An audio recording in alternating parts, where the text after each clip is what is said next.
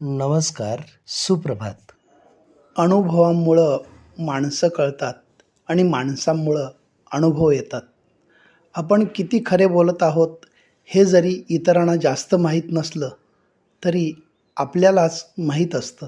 पण खोटं बोलून स्वतःचं समाधान कोणत्या रीतीने आपण करत आहोत हेही आपल्याला जास्त माहीत असतं.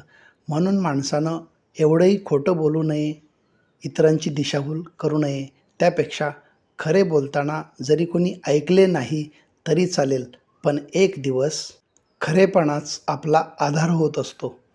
कधीकधी जर आपल्याला थोडं वाकडं वागावं लागलं तरच दुसऱ्या व्यक्तीला त्याची जागा कळते.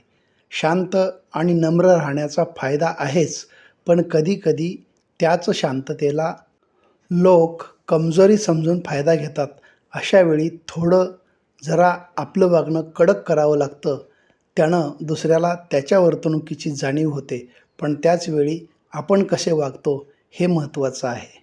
जर समोरच्या माणसाला आपण स्वतःचं स्थान कळवून दिलं तर ते आपल्या आत्मसन्मानाचं प्रतीक होईल.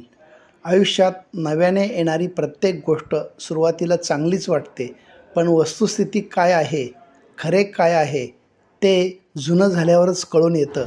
मग ती वस्तू असो किंवा कोणी व्यक्ती. धन्यवाद.